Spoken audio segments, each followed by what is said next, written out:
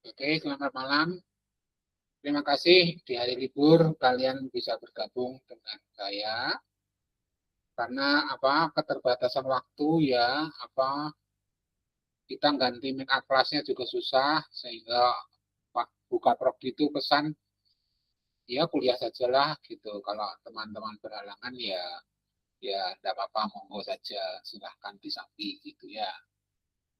Jadi kita sama-sama enak gitu ya. Baik, jadi hari ini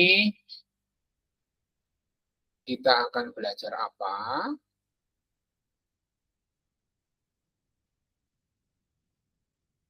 Oke, jadi saya diberi tugas oleh Bu Kaprodi dan Pak Surya, ya. Beliau ketika kuliah yang lalu itu beliau pesan Pak Bambang, mahasiswa tolong jelaskan ini gitu. Mungkin kalau anak matematika itu sudah paham ya. Tapi kalau teman-teman yang lain sudah paham pun ya tidak apa-apa ya, tinggal di mantok-mantok aja orang Jawa bilang.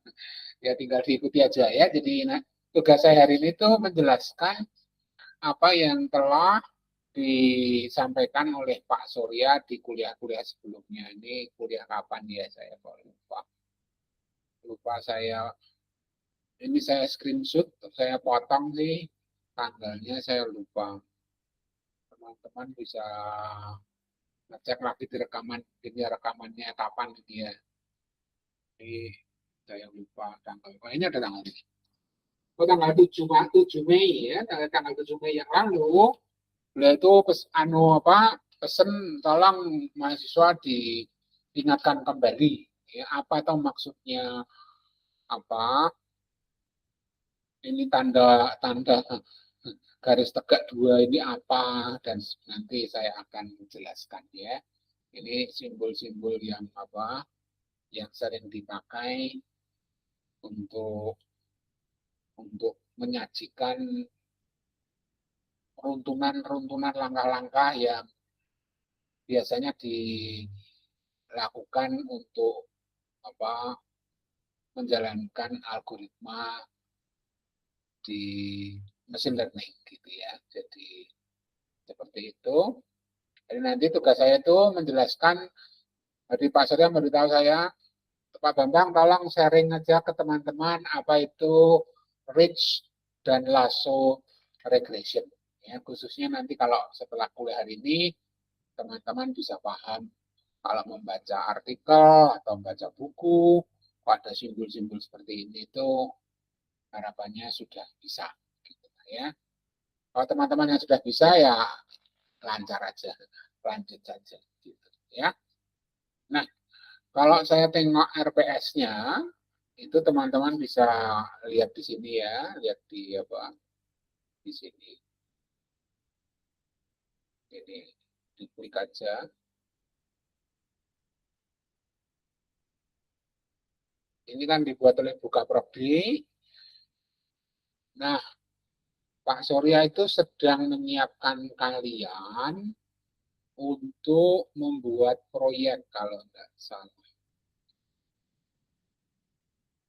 UTS, UTS apa TTS ya? Jadi beliau itu ingin menyiapkan kalian nanti untuk apa? Untuk membuat proyek. Nah ini nanti kalian bahkan diminta presentasi ya di present di apa? Di di pertemuan yang pertemuan yang nantinya itu di presentasi ke-16. Nah, nanti ditanyakan Bu Gana atau Pak Surya ya. Tapi ini disiapkan beneran kelihatannya. Nanti kalian akan presentasi ada proyek gitu. Nanti kita dengarkan beliau aja ya. Nah, bagian saya itu hanya di pemahaman pemahaman materi saja.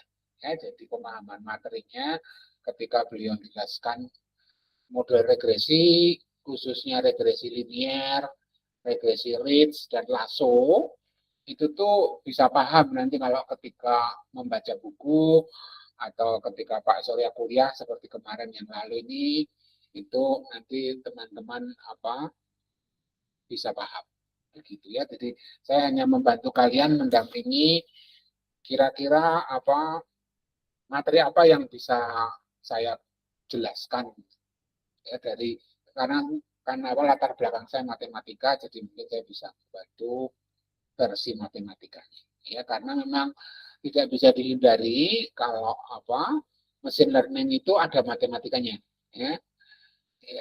Jadi kalau kakak-kakak yang kuliah ngambil S2 itu lengkap itu. Ada kuliah AI-nya, ada kuliah mesin learning-nya, ya.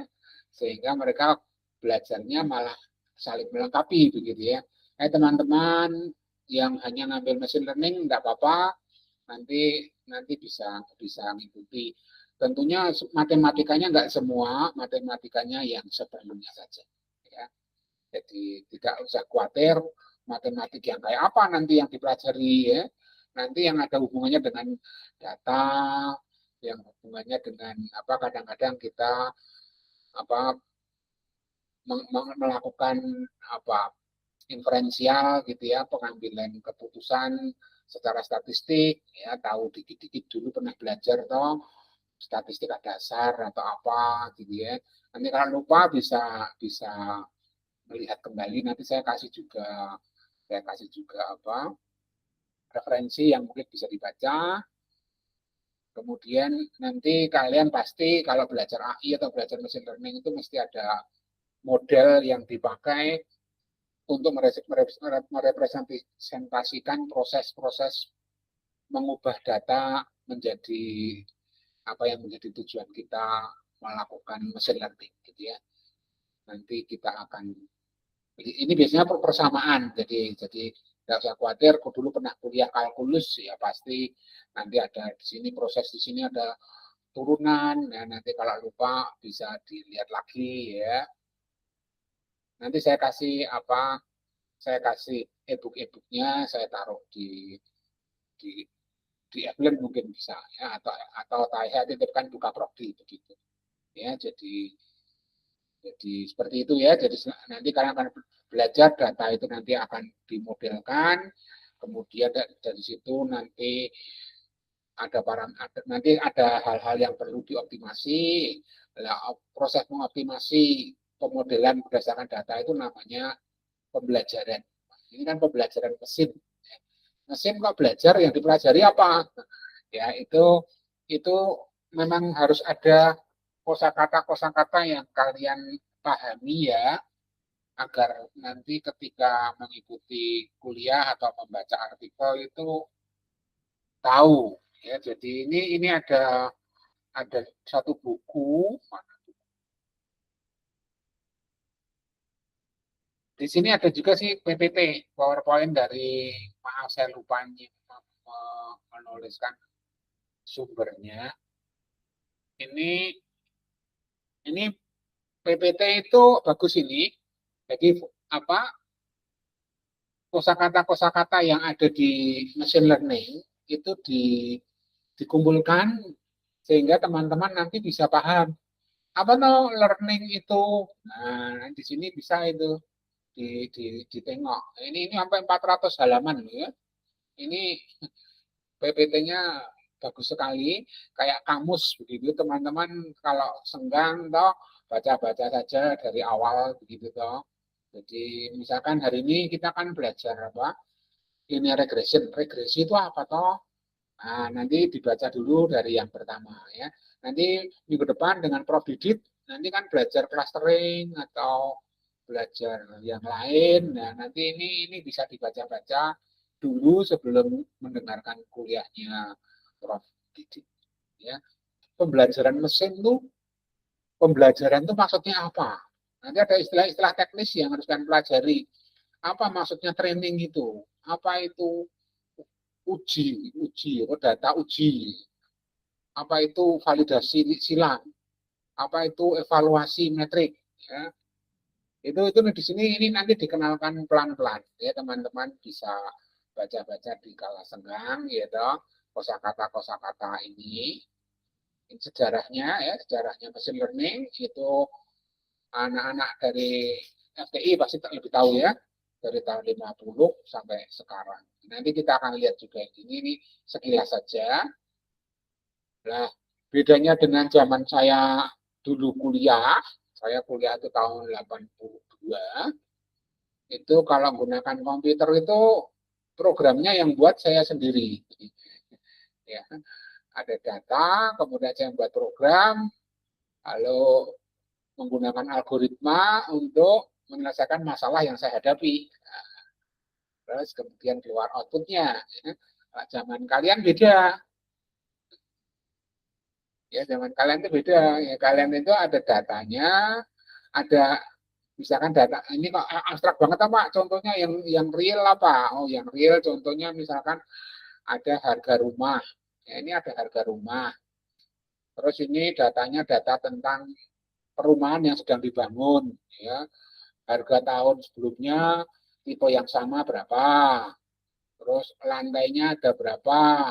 Pakai AC tidak? Nah, ini datanya ada semua. Nah, nanti minta tolong komputer, datanya dikasihkan komputer, komputernya disuruh belajar, nanti komputernya itu bisa akhirnya membuat program sehingga nanti kalau ada data baru dia bisa memprediksi, oh kalau data baru ini kayak gini kriterianya itu kira-kira harganya sekian. Nah, itulah machine learning ya.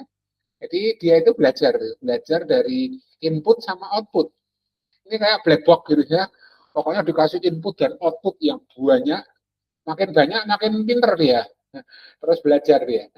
Ya. Jadi seperti itu kurang lebih filosofi machine learning. Ya. Beda dengan zaman dulu saya kecil ya. Kalau zaman dulu saya kecil yang buat program saya sendiri itu. Ya, yang lain enggak dikasih contoh. Ini gambar kucing banyak sekali, banyak gambar hewan-hewan banyak sekali. Tolong nanti kalau ada data baru, datanya kucing misalkan apanya ya, jumlah apa ya apa mungkin foto-fotonya begitu ya yang banyak sekali.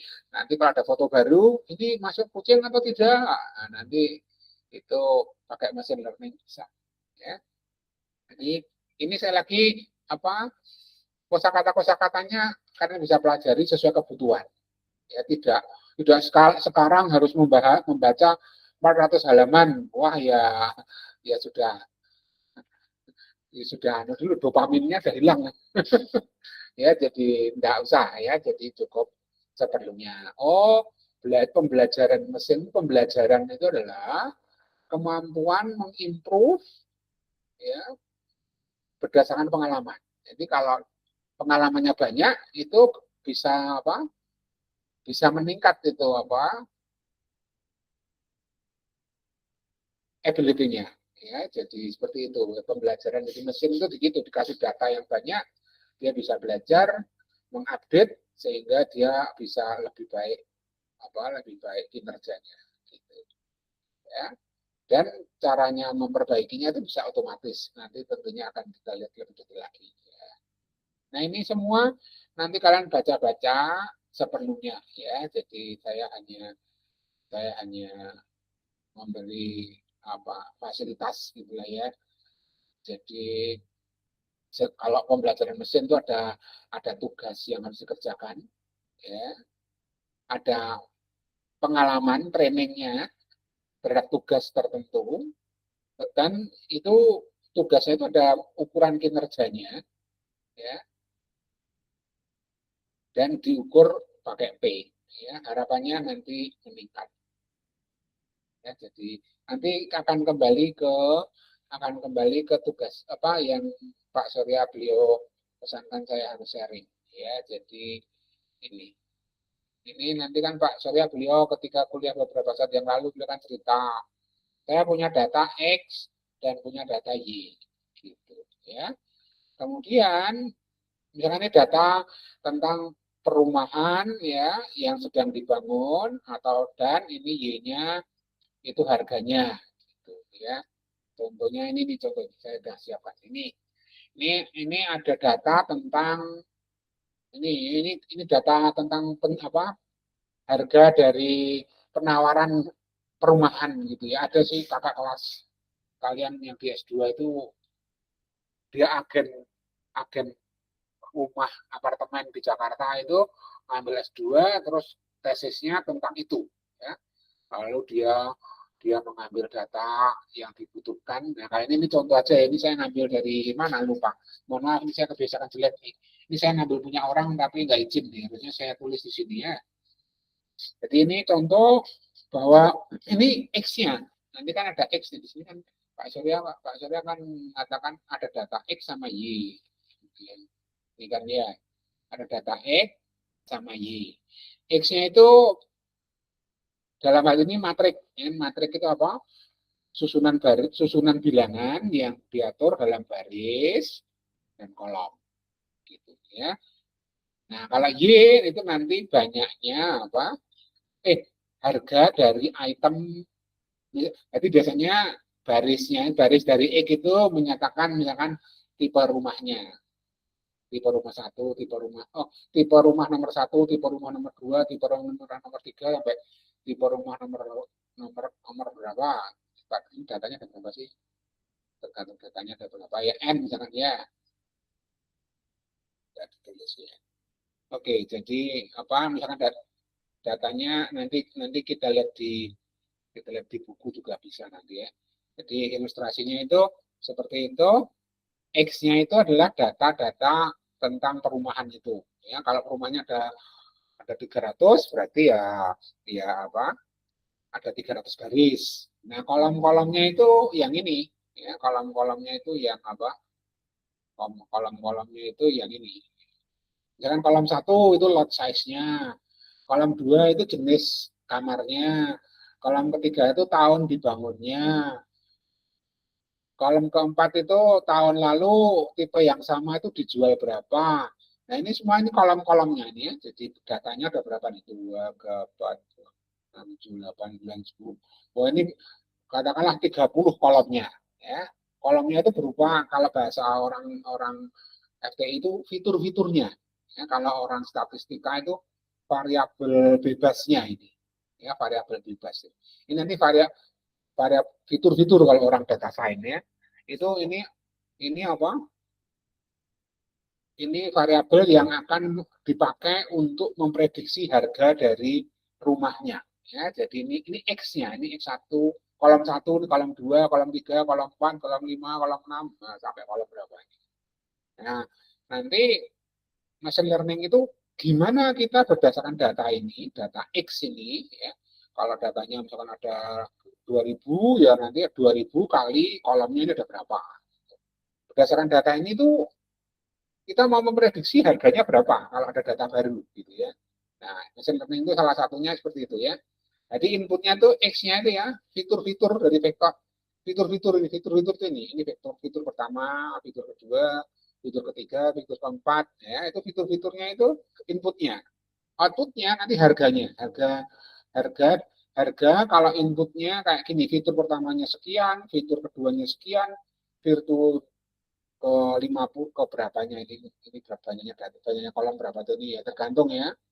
Nah, itu apa? Itu itulah salah satu apa tugas machine learning ya. Belajarnya dia itu nanti gimana memodifikasi model agar nanti itu apa nanti itu bisa memprediksi dengan baik. Harapannya gitu ya, kurang lebih gambarannya semacam itu. Tentunya tidak semua kolom itu nanti dipakai ya. Ya tergantung. Nanti ada ilmunya juga. Bagaimana memilih fitur-fitur yang benar-benar mempengaruhi harga perumahannya. Apakah betul toh? Apa lokasi laundry itu akan mempengaruhi harga atau yang lain ya? Saya kira itu nanti yang alat mau jadi metode-metode yang kita perlu pelajari di machine learning ya.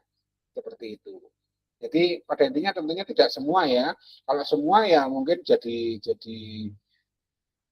modelnya mungkin nggak bagus nanti kinerjanya. Nah kita lihat nanti bersama gimana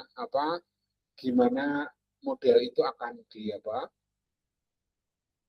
dipakai untuk memprediksi harga, misalkan harga harga perumahan tadi.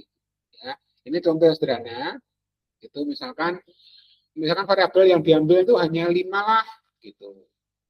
Ya, ukurannya. Ini mohon maaf nih, saya comot-comot. Mohon izin ya, saya itu comot-comot. Saya izin dulu, disclaimer dulu. Saya PPT-nya nggak buat sendiri, tapi ngambil punya orang. Ya, saya mohon maaf belum bisa buat sendiri. Ini saya ngambil dari kuliah tanggal 3 Maret oleh Jack Anderson. Ini beliau kok kebetulan ngajar seperti permintaan Pak Surya untuk mencaringkan materi ini. Waduh, senang saya. Ya sudahlah, ini tak pakai saja, buat belum tentu saya sebagus ini. Jadi mohon izin ya, nanti saya akan menggunakan PPT-nya Jack Anderson. Saya tambahi dengan buku ya. Saya nanti akan melihat bagian buku-buku untuk ilustrasinya ya. Kan kalian nanti diminta belajar, kalau dilihat RPS-nya itu diminta belajar PyTorch. Nah, ya, PyTorch. Nah, ini ada buku tentang PyTorch. Nah, mungkin nanti saya taruh di Adlen toh. Kalau kalian nanti mau buat proyek, kebetulan pakai metode yang ada di buku ini, bisa dipelajari ya. Jadi ini buku karya, ini pakar idola saya. Saya punya idola pakar juga ya. Ini karya Sebastian. Sebastian Raska. Ini sakti sekali nih beliau. Ya, ini Sebastian Raska. Ya, ini kalian coba aja kalian ketik di ketik di YouTube gitu ya. Di YouTube beliau aktif sekali. Wah, leading ini beliau. Tak cek sebentar ya. Ini Sebastian Raska. Ini beliau bagus sekali. Kalian saya sarankan ikuti beliau ya. Nah ini saya sering nyari-nyari beliau. Ini mesin learning saya nyari. Ya, yang sekarang aja. Yang sekarang beliau sedang transformer, enggak salah. Apa-apa itu.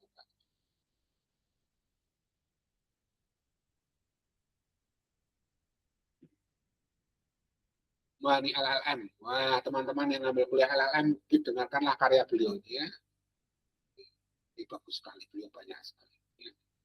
Oke, itu promonya.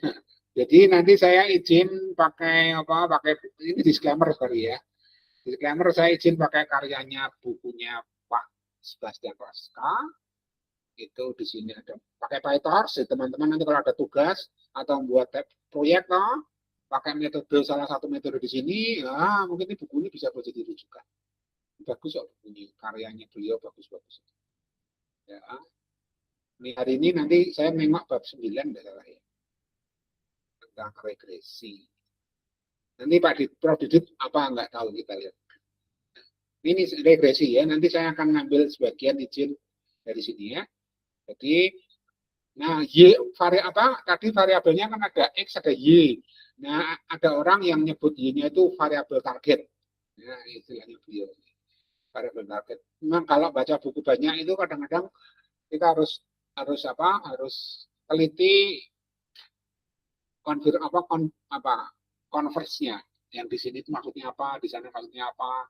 Seperti fitur, ya, ada orang lain bilang variabel bebas, ada orang lain ya, variabel penjelas, ya, jadi perlu diperhatikan gitu. Nah, kosakata yang sering dipakai para ahli ya. Jadi itu nanti kalian silakan belajar juga. Nanti siapa tahu kalian proyeknya mau pakai nih, kalau datanya banyak, wah kerjanya kan paralel nih, ya. Seperti Pak Surya, beliau kan sudah pakai DAX, ya. DAX itu kan untuk mendistribusi data besar, ya. Nanti mungkin di sini dijelaskan atau enggak, saya belum tahu. Yang jelas ini ada PyTorch-nya, ya. Jadi teman-teman, ini izin saya nanti pakai karya-karya mereka semua. Ini enggak tahu saya ngunduh dari siapa, ini lupa saya nyimpannya, namanya siapa. Oke.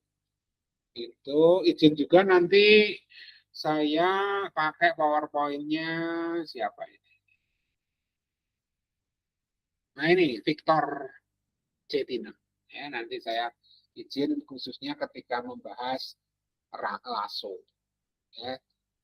Jadi saya akan izin pakai karya-karya beliau. Itu ya, itu disclaimer saya. Mohon izin saya pakai karya-karya mereka untuk melengkapi kuliah saya hari ini.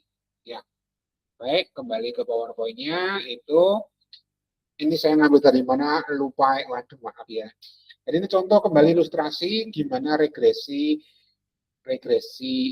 itu salah satu metode algoritma machine learning diaplikasikan. Jadi contoh kita punya data, di sini contoh datanya fiturnya cuma 5, fiturnya 5 tok.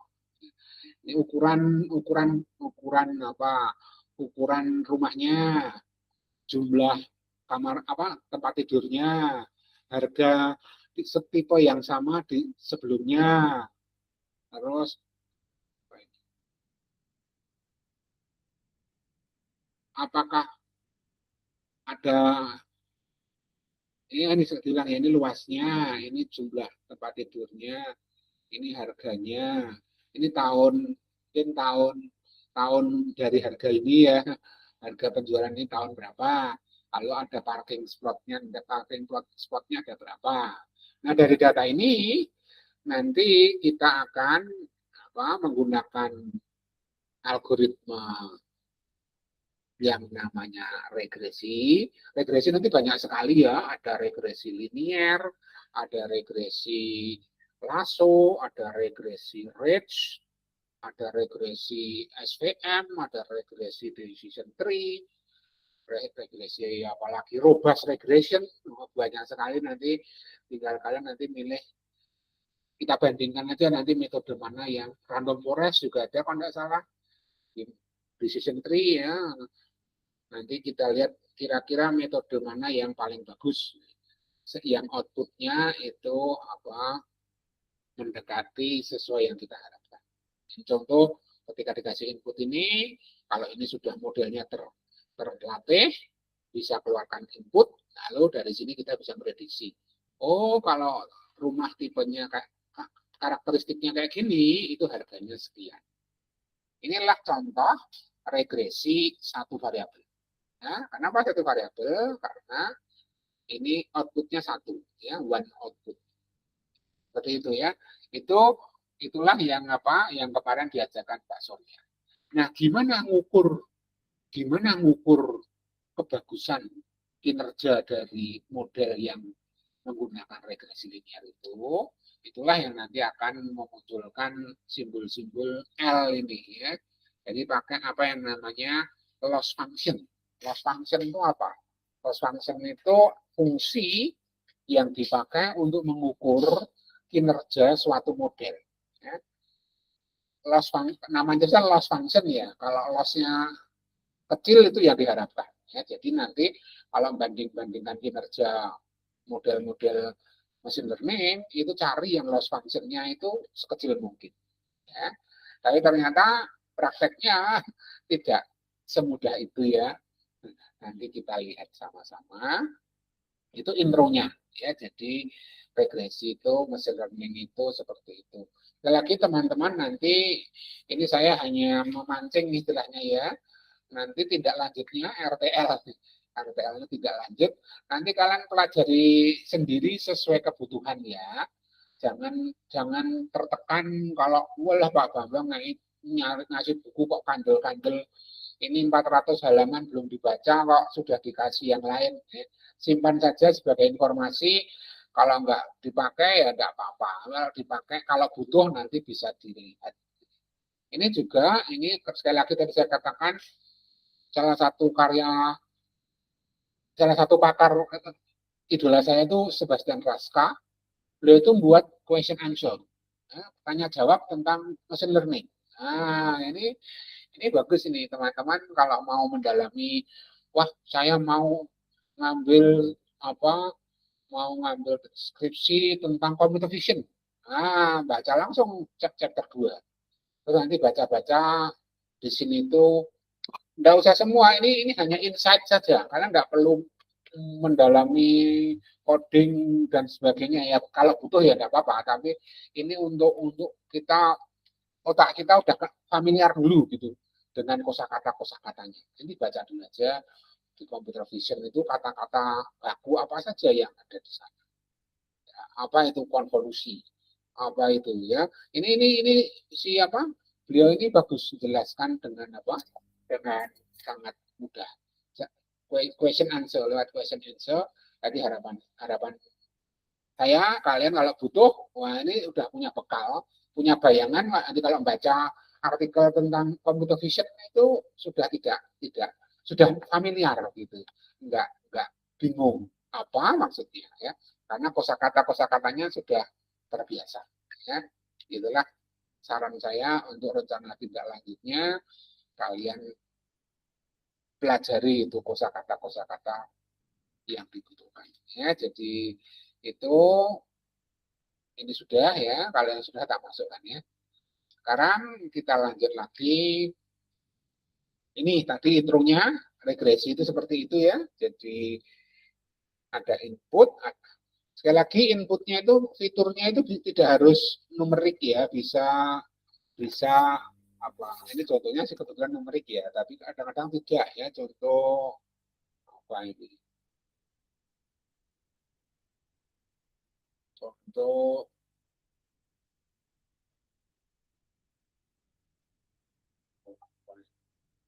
tersedia microwave? Tidak, ya bisa ya dan tidak. Nah, itulah maksud saya ya. Jadi fiturnya tidak harus semua kuantitatif gitu ya, bisa kualitatif. Oke, itu. Nah, ini sekilas tentang regresi. Mungkin Bu Hana dulu, Prof Hana sudah menjelaskan bahwa apa machine learning itu ada 3 tipe. Ini salah satu tipe yang namanya supervised learning model. Ya. Jadi ada satu atau lebih input, ya, ada satu atau lebih output, kemudian di sini ada modelnya itu nanti dinyatakan dalam persamaan, ya. Persamaan itu ada yang namanya parameter di dalamnya. Contohnya persamaannya itu kan ini. Contohnya persamaannya itu X kali W. Ya. Nanti kita akan lihat X kali W itu apa ya. Atau mungkin lihat sebentar di sini di buku ya, lihat sebentar di buku biar biar apa enggak gitu. Ini karena matrik, ini udah matrik nih beliau Pak Surya itu udah pakai simbol matrik. Mungkin pakai buku yang lebih mudah dulu. Bentar, bukunya Sebastian Raska. Ini enggak semua saya bahas, saya hanya sekilas-sekilas ya. Kalau butuh kalian ke sini aja.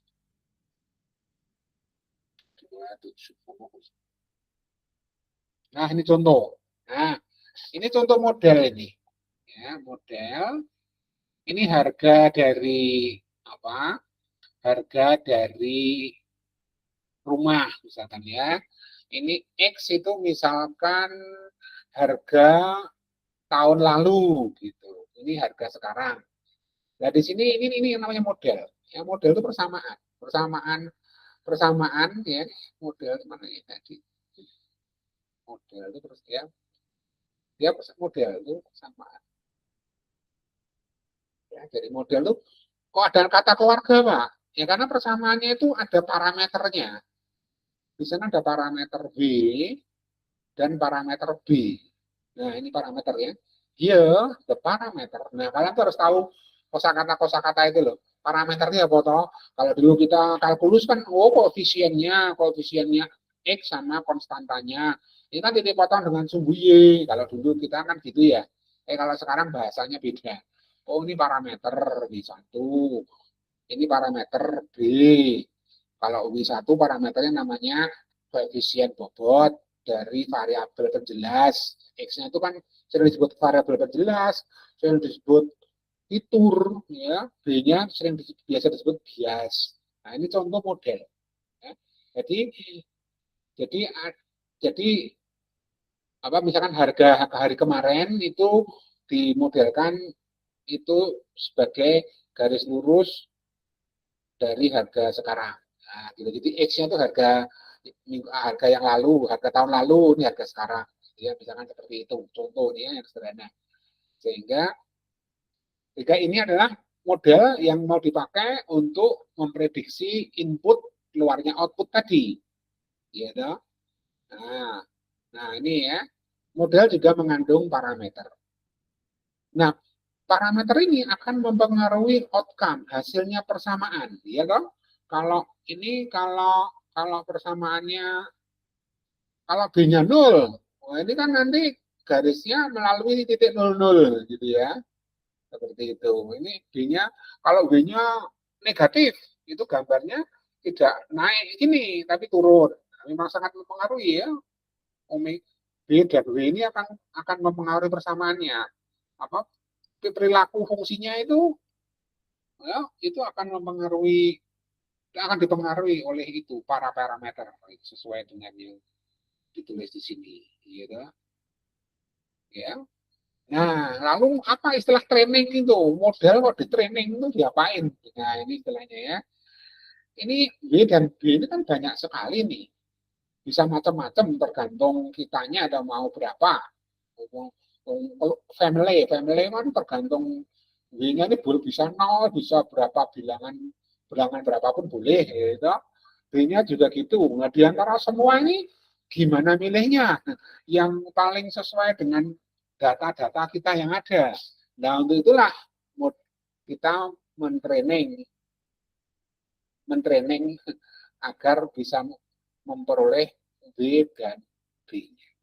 Jadi, ini ada istilah training ya. Training itu adalah mencari parameter-parameter tanda petik terbaik yang bisa kita pakai untuk memprediksi. Ya. Nah, hasil prediksi biasanya itu simbolnya pakai topi. Di sini nih. Maaf, berapa? 270 kok.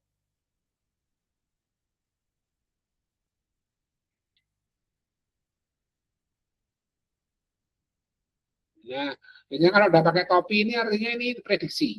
Ya. Ini prediksi itu artinya W-nya sudah tertentu, B-nya sudah tertentu, ini inputnya. Ini hasil prediksi. Hasil prediksi kan belum tentu sesuai dengan hasil sebenarnya. Nah, itulah. Nah, inilah alat bantu untuk mengukur kinerja. Nah, ini di sini alat bantunya. Nanti trainingnya itu mencari base fitting. Ya. Pengepasan terbaik garis lurus dari datanya. Jadi ceritanya, sekali lagi kita kan punya data tadi X dan Y. Nah, jangan kita contohnya, sorry. Maaf.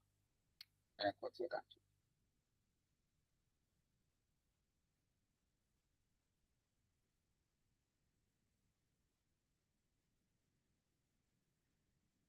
Maaf ya, saya dulu ya.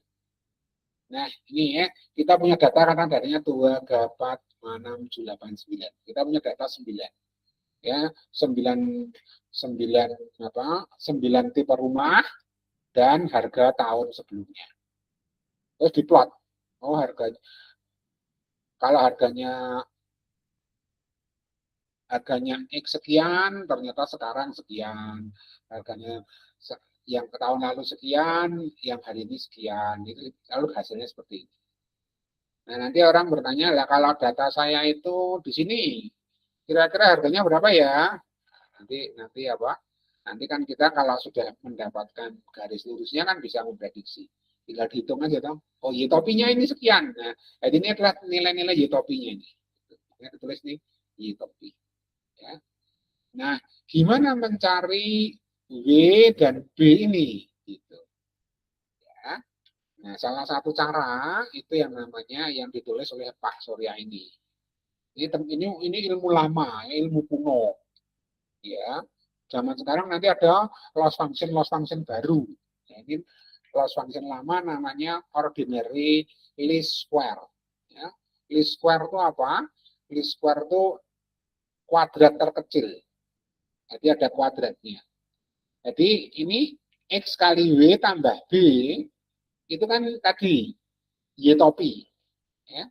Jadi nilai prediksi dikurangi nilai sebenarnya, itu kalau ideal sama dengan 0. Wah, itu hebat itu. Tapi kan tidak mungkin 0 ya. Ya dibuat sekecil mungkin. Nah, kalau namanya metodenya least square, namanya dia square ya. Square itu dijumlah, dikuadratkan. Nah, ini selisih antara hasil prediksi garis lurusnya dengan nilai datanya itu dikuadratkan, dijumlah. Makanya namanya least square ya. Jadi errornya, tanda petik errornya dikuadratkan, kemudian dijumlah. Nah, di antara semua W dan B yang mungkin ini mana yang L-nya ini, loss function-nya ini paling kecil. Ya? Jadi apa? Jadi itulah salah satu metode regresinya. Sekali lagi, kalau di sini ilustrasinya adalah tadi kan Y topi dikurangi Y. Y topi kurangi Y itu sebenarnya adalah selisih dari titik di garis dengan datanya. Ini juga. Ini error 1, ini error 2, ini error 3, ini error 4, ini error 5, ini error 6, error 7, error 8, error 9. Ini errornya dikuadratkan semua, dijumlah. Nah, di antara semua garis lurus yang dihitung jumlah error, jumlah kuadrat errornya itu, jumlah kuadrat error terkecil itulah yang akan dipilih, yang kita nyatakan sebagai apa? Sebagai alat prediksi terbaik. Nah, gimana cara milihnya ini? Itulah yang namanya mentraining algoritma. Mentraining apa? Mentraining data berdasarkan data. Ya, seperti itu. Itulah namanya mentraining. Mencari beda. Pakai algoritma apa? Algoritmanya nanti macam-macam ya. Nanti kalau Pak Surya sebenarnya minta saya juga untuk jelaskan stokastik gradient desain, tapi mungkin tidak hari ini ya. Saya nanti persiapan dulu, belajar lagi dulu. Kan beliau belum lama kan menjelaskan stokastik gradient desain di DAX. Nanti saya akan belajar dulu, nanti saya sharingkan ketika beliau menugasi saya lagi. Ya. Tapi ini intro dulu bahwa ada apa optimasinya itu ada alatnya, ya ada algoritmanya gimana mencari apa parameter yang membuat errornya paling kecil. Itu ada ilmunya ya, stokastik desain gradient design. Ya. Ada juga yang lain Adam ya. Nanti saya pelajari dulu, nanti saya sharing kalau saya dikasih waktu. Ya. Ini hanya intro dulu, kurang lebih seperti itu. Oh, itulah apa regresi biasa. Ya, jadi regresi itu seperti itu. Nah, lalu jadi sekarang udah mulai paham ya. Ini sekarang mulai paham. Oh, ada X, ada Y. Gitu. Kemudian Y topi. Oh, Y topi itu adalah nilai penaksir dari berdasarkan data menggunakan parameter-parameter yang ada di model itu. Ya. Kemudian kita ingin mencari, ya ini beliau juga nulis nih, ini training nih, mencari bobot B dan bias B yang optimal. Optimal itu apa? Tergantung syaratnya. Karena kita tadi pengennya gambarnya itu jumlah errornya sekecil mungkin. Oh, berarti least square-nya seminimum mungkin. Inilah fungsi loss function-nya. Ya, itulah. Saya kira udah punya gambaran sedikit sekarang. Mungkin juga pernah dapat kuliah, Pak. Udah dapat saya, Pak, kuliah dari statistika dasar. Ya sudah, lanjut. Ya. Oke, itu tentang least square-nya. Jadi udah punya gambaran ya. Oh, istilah-istilahnya udah mulai paham toh.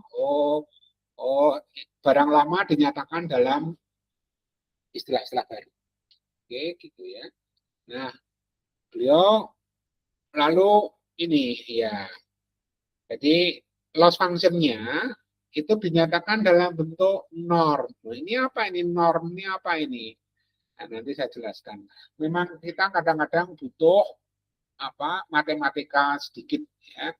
Norm itu nanti diambil dari mata pelajaran aljabar linier. Jadi kalau belajar matrik ya itu nanti di sana ada norm, ya, normnya ada norm L1, ada norm L2, ada norm LP bahkan ya, norm L tak hingga itu juga ada. Ya nanti sesuai kebutuhan saja. Ya, tinggal dicari nanti apa tuh maksudnya itu. Nggak usah belajar bukunya semua ya, diambil seperlunya saja. Ya nanti saya kasih bukunya. Oke, itu tentang apa? Tentang intronya ya. Nah, belum lama beliau itu menjelaskan dengan kalian untuk persiapan proyek-proyek ke depan itu beliau melakukan prom ya menggunakan apa ini nggak tahu kombinasi ya mungkin ya DeepSeek, ChatGPT dan Claude. Bacanya saya nggak maaf kalau salahnya. Saya baca aja Claude ya. Claude. Nah ini beliau ini memang sakti ya. Jadi zaman sekarang itu memang AI-nya sedang apa? Sedang booming. Ya. Katanya kita kalau prom itu sudah ketinggalan. Sekarang bukan prom lagi. Nah, ini beliau udah mengapa? Udah mulai ngasih contoh ya. Kerjanya itu nggak ngeprom satu saja, ngeprom pakai ChatGPT. Kalau saya kan masih gitu ya. Kuliah nggak paham, saya dengarkan Pak Surya, saya nggak paham, saya tanya ChatGPT. Apa toh itu MCP? Tolong jelaskan dengan sederhana, nah, gitu ya. Nah, itu kuno. Zaman sekarang itu sekarang gini nih, katanya namanya ini apa? Kemampuan skill, ya, skill. Jadi apa? Bisa merancang kayak gini loh, merancang bisa memberi apa ya, pokoknya memberi tugasnya ke AI itu nggak hanya satu, tapi sistem gitu. Jadi machine learning juga sekarang nanti machine learning system. Ya kalau machine learning yang kita pelajari ini itu terbitan tahun 90-an ini statistical masih statistical machine learning, masih pakai ordinary least square. Ini tahun-tahun ini dikembangkan tahun 90 ya. Udah lama ini ya. Ada orang bilang ini random forest apa itu klasik, machine learning klasik. Yang sekarang itu machine learning system. Kayak apa itu? Nah, ini saya belum lama dengarkan kuliah nih. Ini kuliah kalian bisa dengarkan juga teman-teman. Ini kuliahnya di MIT ya, MIT 6 ini. Ini belum lama ini enggak salah bulan Januari enggak salah. Bulan Januari 2026. Itu beliau setua saya nih. tua saya sih mungkin. Ini beliau bagus sekali. Kalian dengarkan saja nih ya. Ini nanti tak kasih linknya. Ini beliau menunjukkan zaman sekarang ini. Sekarang tuh beda. Beliau kan bilang ini tahun ini yang kita pelajari hari ini itu tidak apa-apa sih. Kita belajar hari ini yang klasik dulu. Toh Pak Surya sudah memberi contoh.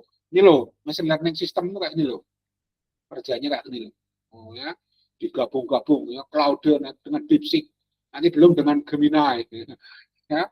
Jadi ini yang sekarang harusnya kayak gini. Ya kita beruntung ya diajar Pak Surya ya. Jadi ini beliau juga bilang ini ke depan ngeri nih. Next generation nih. Oh, udah ChatGPT sekarang sudah GPT 5 berapa ya lupa saya. Ya, ini Gemini sudah 4 ini ya. Ini Gemini sudah 4 14 ini 15 malah ya. Ya, jadi Profesor Darmawan Utomo dari FTech itu pakai Gemini. Ya, wah, ya jadi seru nih ya. Ini seru sekali. Kalian bersyukur ya hidup di dunia yang AI-nya sedang meledak kayak gini nih ya. Oke, itu saya mau menunjukkan bahwa beruntung kita ya, kita bisa punya dosen Pak Surya sehingga bisa mengikuti perkembangan terus bahwa kedepannya itu memang kita tidak bisa hanya bergantung ke satu saja, ChatGPT saja bisa. Ini siapa ini? Si Pak siapa namanya lupa saya. Ini Pak Ahmad Rofi. Ya, beliau di Tiongkok nih. Beliau juga bilang, jangan langganan ChatGPT dulu. Ini loh ada 3AI Cina nih gratis, canggih loh. Nah, ini kalian dengarkan ya. Ini beliau masih di Cina nih, di Tiongkok mana ini tidak tahu nih. Beliau kasih nanti linknya saya kasih semua. Ya, teman-teman bisa ngikuti ikuti ikuti mereka semua. Ini ya link YouTube-nya ini. Link YouTube-nya Pak Fauzi itu yang mana ya saya lupa. Nanti kalian cek sendiri aja ya. Ini Pak Fauzi itu yang ini kah? Ini Pak Fauzi. Pak Fauzi itu juga sering ngasih sharing-sharing bagus. Ini beda. Udah terlanjur, udah apa-apa. Bentar ya.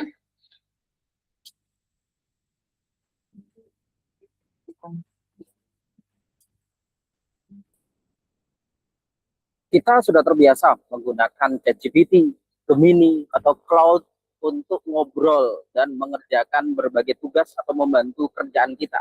Dari penulisan artikel ilmiah, merancang konten pembelajaran, ataupun juga coding, serta berbagai kegiatan lainnya. Namun seperti yang kita ketahui, ketika kita menggunakan ChatGPT, Cloud, ataupun juga Gemini, kalau ingin kuota limitnya lebih banyak, maka kita harus berbayar. Dan berbayar untuk platform-platform tersebut bukan hal yang murah. ChatGPT untuk lebih optimal setidaknya kita per bulan butuh 300-an ribu. Begitu juga Gemini. Ya, jadi nanti kalian coba yang versi Cina nih ya. Anak-anak muda kan senang nyoba. Ya, ini tantangan aja RTL ya, tindak lanjut kalian nanti silahkan ikuti Pak Ahmad Fauzi. Ya, jadi seperti itu. Ini Gemini karena saya tahu Prof Darmawan itu beliau pakai Gemini, jadi saya rekomendasi saja. Ini katanya Gemini juga bagus. Google punya satu tool ya yang bagus banget. Dia bisa bikin catatan PDF, buku, itu jadi podcast, jadi infografik, jadi video, jadi slideshow. Maaf, salah ini. Ini bukan Gemini. Ini juga bagus. Ini anak muda ini, namanya William Jakfar. Ini anak orang kaya kelihatannya. Itu dia sudah belajar AI itu uang sampai keluar puluhan dolar gitu. Nah terus sekarang dia baik hati men-sharingkan semuanya ke kita. Nah, teman-teman nanti cari saja apa karya-karyanya dia. Bagus-bagus. Ya, jadi silakan kalian nanti tindak lanjuti ya. Ini saya dalam rangka kebetulan Pak Surya beliau beri contoh update-update tentang machine learning, jadi saya gabung. Saya kalau setelah dengar Pak Surya itu pasti terinspirasi nyari-nyari informasi. Luar biasa beliau ya. Jadi teman-teman silahkan ya, sekarang memang zamannya luar biasa. Itu banyak yang masih gratis, yang bisa masih kita manfaatkan. Kalau nggak butuh banget ya jangan berbayar dulu. Silahkan milih. Nah, gimana caranya memilih? Nah ini gimana cara milih ini? Ya tadi Pak Surya beliau milih 3 ini loh. Nah, gimana kalau pakai Pak Pak Pak Fauzi tadi pakai DeepSeek, gitu. Gimana kalau pakai yang lain? Saya dengar siapa ada dosen fisika itu pakai Perplexity. Ya, Pak Aji itu beliau pakai ini. Ya. Pak Surya juga pakai Olama. Ya. Wah, atau yang lain. Gimana milihnya? Itu ada triknya. Teman-teman dengarkan ya, gimana ya. Dicari aja nanti di sini ya. Ada cara untuk milih. Tergantung fungsi dan tujuannya kita. Kita mau apa gitu. Kalau mau ini pakai itu, kadang-kadang nggak pas gitu ya. Kayak ChatGPT itu tidak konsisten ini. Ditanya gimana keadaanmu? Baik-baik. Tanya lagi, gimana keadaanmu? Dia jawabnya nggak baik-baik lagi. Nanti apa gitu. Karena kan dia pakai random. Ya, ketika jawab kita itu pakai random dia. Jadi konsistensinya ya kadang-kadang nggak harus hati-hati lah.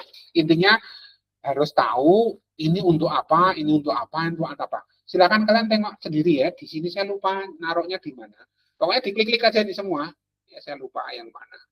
Maaf salah ini salah judul gitu ya. Tapi semoga enggak salah link.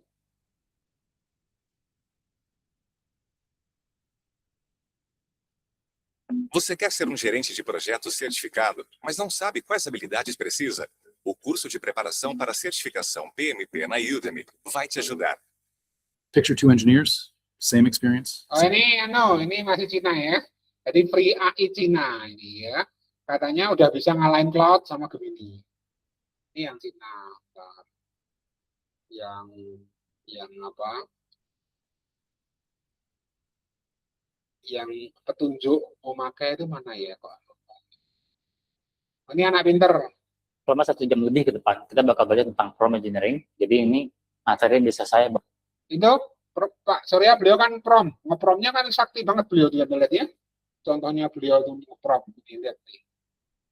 Pak Surya ngepromnya bagus sekali, sampai kayak gini nih. Ini harus belajar ini. Gimana bisa ngeprom kayak gini ya. Nah, karena bisa belajar lewat anak muda ini. Ya, pelan-pelan aja, ya, pelan-pelan aja, ikuti jejaknya. Ini apa?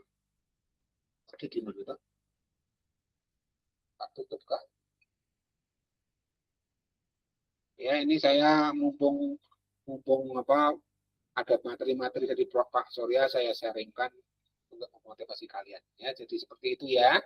Jadi silahkan tindak lanjutnya kalian itu ikuti para pengajarnya. Ya, Pak Surya sudah memberi contoh, kalian eksekusi sendiri.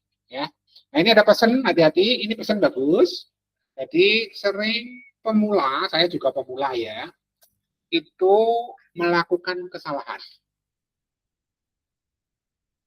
Ya, ini obatnya ya. Jadi kalau bisa yang gratis dulu. Terus kalau belajar itu jangan pengen semua dipahami ya, pasti nggak bisa, waktunya cuma terbatas, kita malah nggak ngerjain apa-apa. Nah nanti di sini nih dikasih petunjuk untuk kita pemula. Saya juga kan pemula, saya kan sebetulnya pengennya belajarnya kan matematika, jadi sama-sama belajar ya. Saya latar belakang saya matematika, jadi saya kan di sini. Jadi kalau yang computer science saya nggak paham, ya. Kalian juga sama, ada yang dari computer science, mungkin.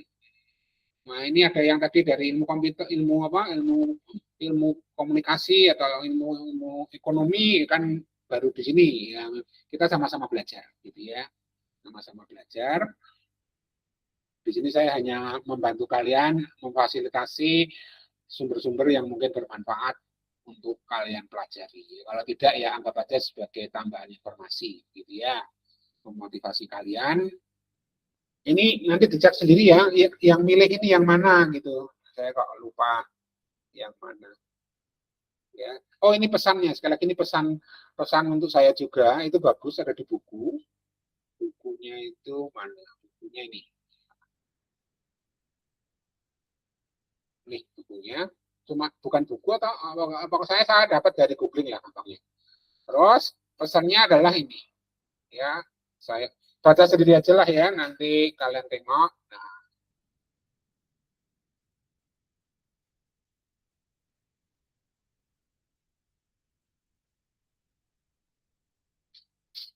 jadi belajarnya yang konsisten.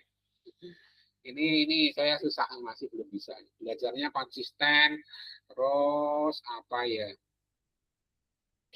Harus tahu dasar, jangan langsung apa.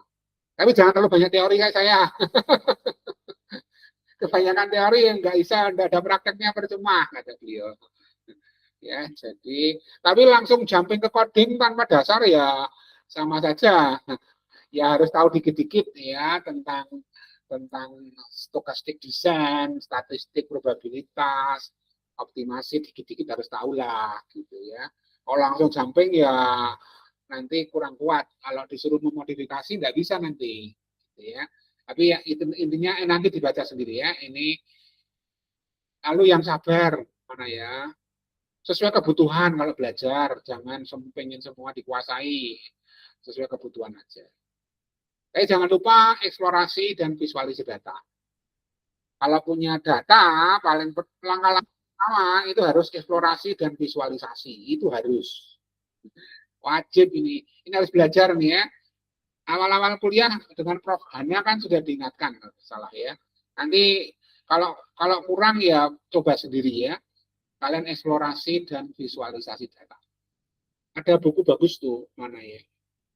Saya paling suka ngasih buku, tak kasih buku aja ya. Ada buku bagus tentang visualisasi data. Sebelum saya masuk regresi ya, ini motivasi dulu. Belum masuk regresi ridge sama regresi langsung. Mana ya?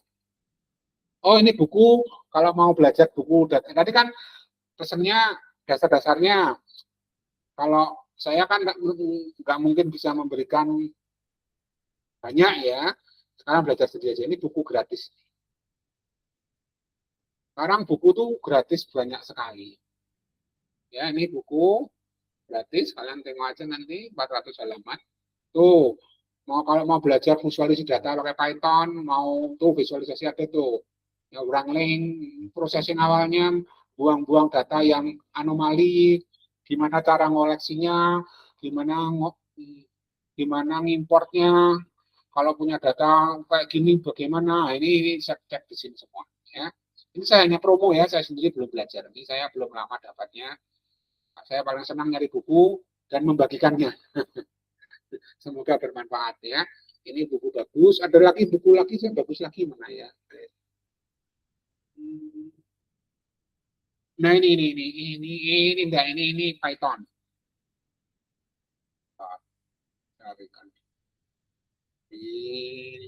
Sebelum saya masuk regresi ya, bentar ya.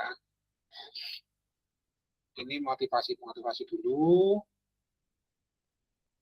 Ini referensinya. Nah ini buku tentang visualisasi. Wandel.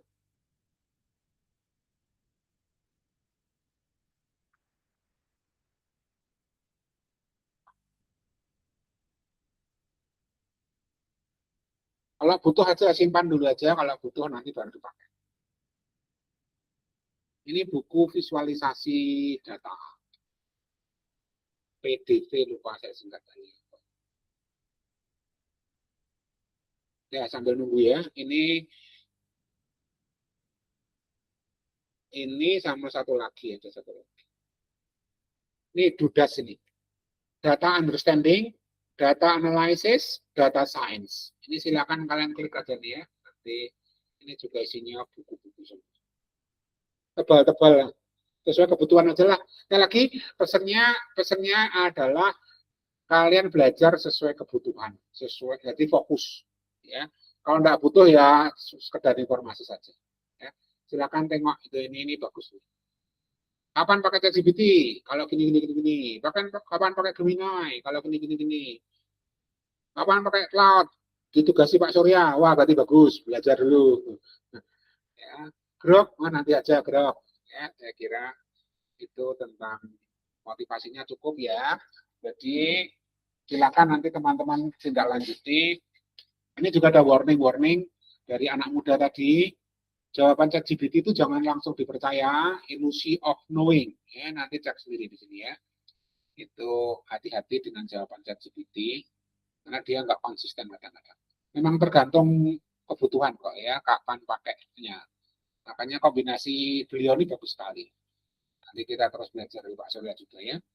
Gimana nge-prompt. Ini nggak gampang nih nge-prompt kayak gini. Harus punya background dulu, punya wawasan yang jam terbang ya untuk bisa sabar aja pelan-pelan. Oke, nah sekarang kita masuk ke regresi. Tadi saya mohon izin tadi saya sudah ngambil dari buku ya, bukunya Sebastian Raska. Itu regresi itu gitu ya. Kita punya data X dan Y. Kita coba fitting itu pengepasan ya, mencari garis tanda petik terdekat dengan data-datanya. Jadi kalau datanya cuma X dan Y kan gampang ya, tapi tetap jaga mencari yang terdekat ini kan mencari jumlah kuadrat errornya ini yang paling kecil, itu nggak mudah ya, perlu sebetulnya ada ilmunya, ada kalkulusnya, langsung ketemu nanti, ada rumusnya, X transpose X invers kali X transpose B, ada sih rumusnya. Cuma Cuma apa nanti kalau X-nya itu datanya nanti besar sekali, X transpose X di inverse itu akan lama sekali sehingga perlu algoritma khusus untuk menangani kasus yang sudah tua ini ya. Tetap ada trik-triknya gitu. Aljabar matriknya perlu dipakai. Karena menghitung inverse kalau matriknya ukurannya besar itu komputernya akan lama kalau pakai metode-metode klasik gitu ya sehingga perlu algoritma yang ditemukan para ahli. Nah, kalau banyak, sekali lagi tadi kan ini kan cuma satu W-nya. Kalau banyak misalkan W1, W2 sampai WN itu bobotnya itu tergantung dari variabel banyaknya fitur. Ya, di sini kan banyaknya fitur ada M. Nah, ini banyak fitur ada M, bobotnya juga ada M. Nah, Pak Surya beliau kan nulis dalam bentuk matrik. Nah, ini kita mulai dalam bentuk matrik. Ini kalau ditulis dalam bentuk sigma, ini kan bentuk sigma kan kayak gini bentuk sigmanya ya.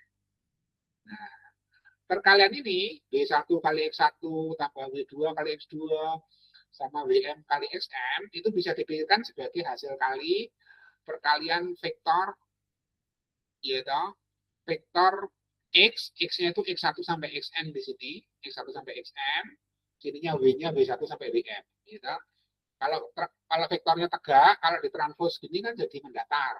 Jadi ini W1, W2, W3 sampai Wm. Ini X1, X2 sampai Xm. Kita ingat kan di aljabar linear mengalikannya kan ini kali ini tambah ini kali ini tambah ini kali ini tambah ini kali ini. Nah, seperti ini kejadiannya. Sehingga nanti kalau di buku-buku data science itu nulisnya itu bentuknya dalam bentuk seperti ini. Ini kalau vektornya X cuma satu. Ini vektornya kan satu nih, X1 sampai Xm. Jadi data dari tipe rumah pertama. Datanya ada N, berarti kan banyak. Nah, nanti bentuk persamaannya jadinya seperti yang Pak Surya tulis di sini. Ya, jadi bentuk matriknya adalah Y sama dengan X kali W. Ya. X-nya itu nanti ada kolom-kolomnya itu fitur pertama X1, fitur kedua di sampingnya sampai XM gitu. Ya. Itu tentang ini kita minta tolong aljabar linear atau kalau anak-anak FTI itu apa? Mungkin matematika diskrit ya. Itu apa? Pakai notasi-notasi di sana gitu. Ya. Jadi sekarang teman-teman sudah paham apa itu gimana dinyatakan dalam bentuk matrik gitu ya. Lalu saya berhenti dulu sampai sini. Apakah ada pertanyaan? Sambil kok terlalu banyak ngomong nih. Ada pertanyaan kah? Oh, ini bukunya ya teman-teman, silahkan diunduh. The Practice of Data Visualization. Ini 300 halaman. Ya. Banyak bukunya. Ini prompt engineering biar belajar lumayan 1 jam lebih ini. Ada yang mau ditanyakan sampai sini? Sebelum saya lanjut. Absensi, halo absensi, gimana? Udah semua kah?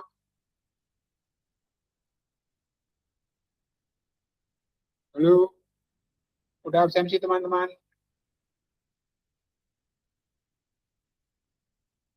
Absen. Saya tutup ya. Halo? Mohon respon. Saya tutup ya.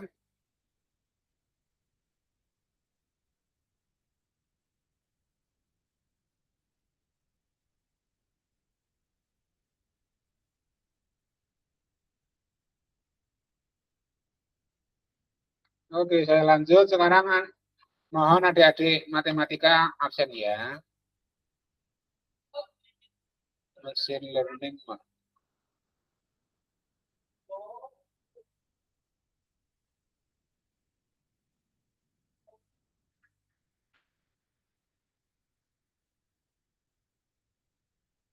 Oke, silakan absen teman-teman matematika. Oke, kalau nggak ada pertanyaan, lanjut ya. Jadi sekali lagi, ini sudah belajar dengan Pak Surya, MCP, Cloud dan sebagainya. Nanti minggu depan kita tunggu beliau akan mengajak kita kemana lagi. Sekarang kita lanjut dulu ke regresi Ritz dan regresi Lasso-nya.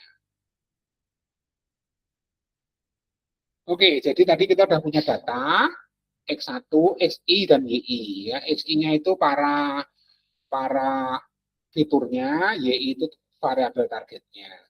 Kemudian kita ingin menggunakan regresi. Regresinya bisa macam-macam nanti tergantung modelnya nih ya, model regresi linear kayak tadi X kali W. Tugas kita nyari W-nya dan nyari B-nya.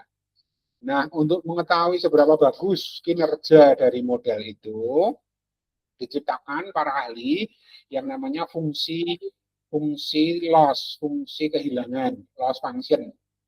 Nah, loss function itu biasanya mengandung parameter, karena biasanya model-model itu di sana ada parameternya. Kalau tadi regresi linear ada W sama apa? W1 WM sama B. Ya, tergantung dimensi dari parameter dan model-model yang dipakai. Nah, inilah apa?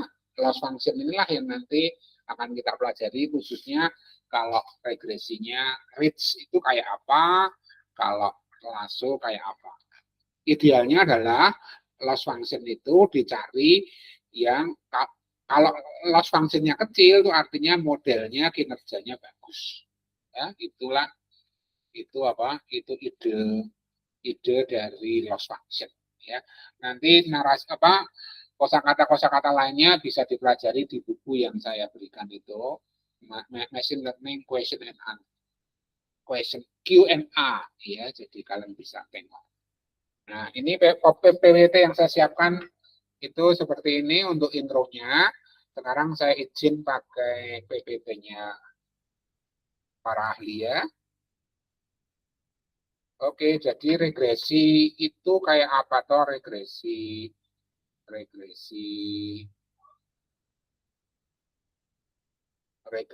Ritz itu kayak apa? Kenapa diciptakan regresi Ritz gitu ya?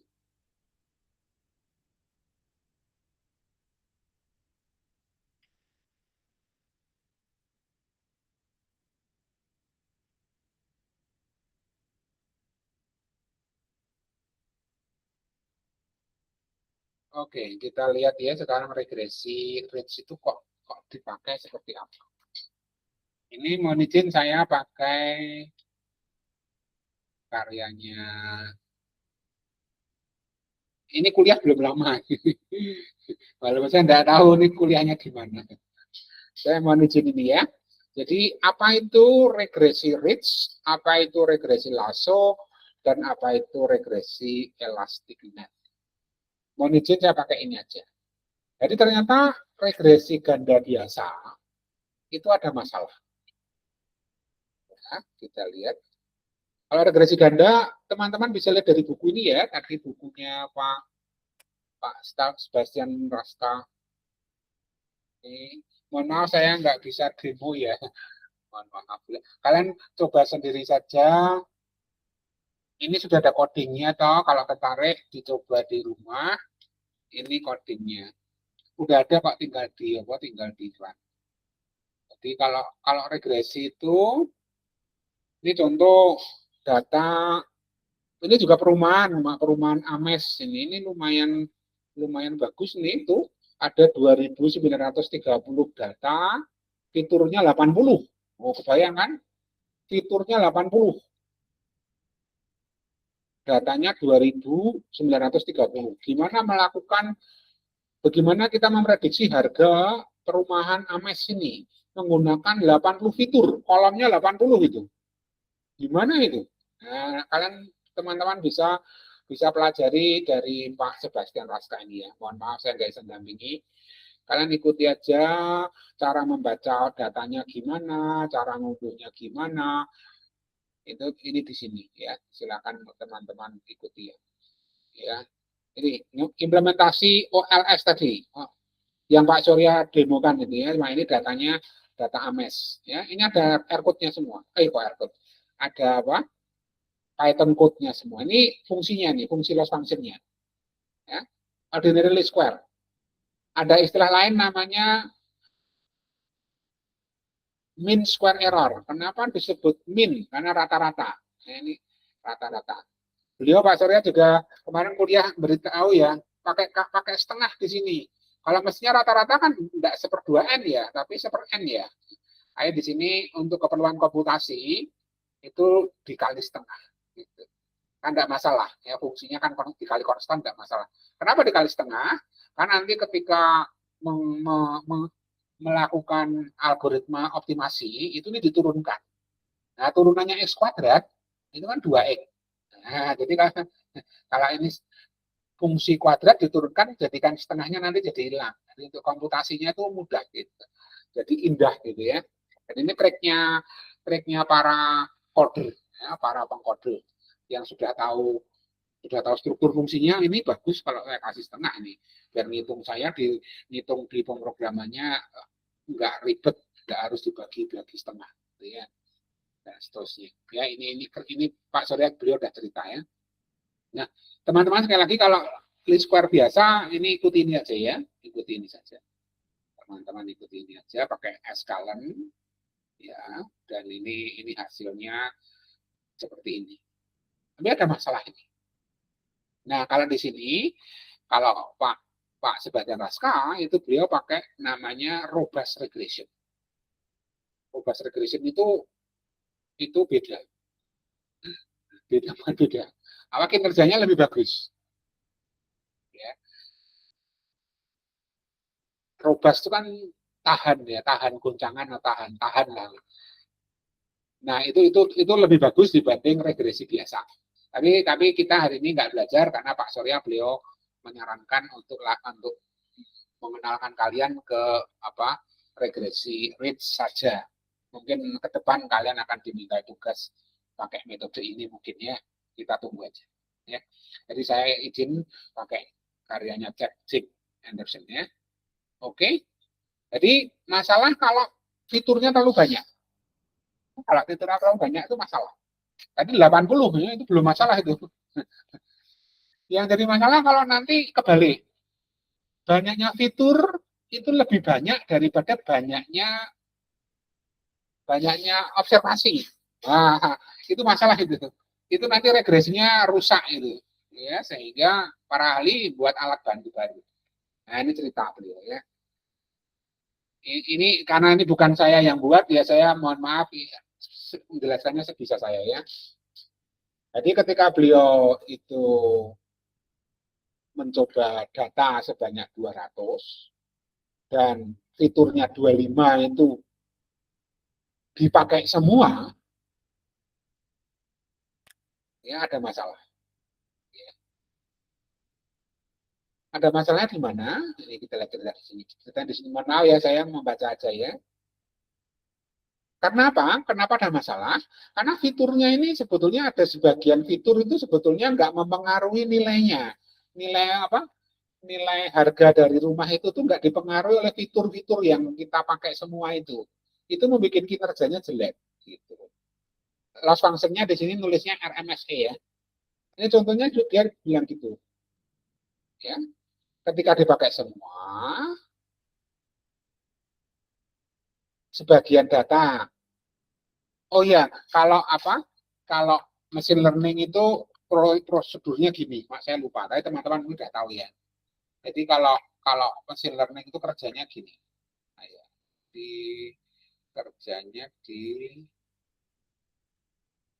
kerjanya kurang lebih gini. Nah, saya lupa.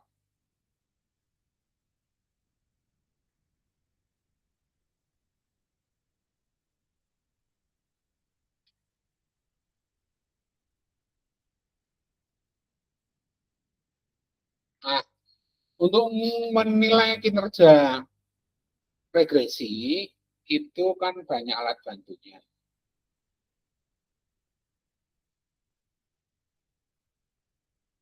Ini contohnya,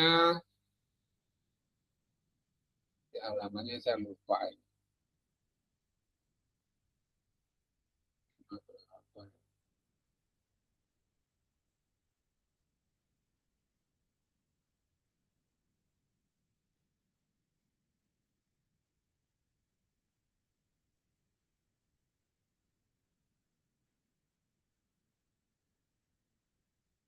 Aduh, lupa saya taruh di mana ya.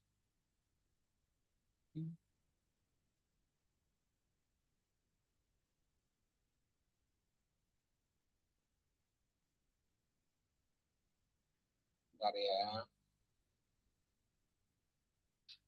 Nah ini. Ini.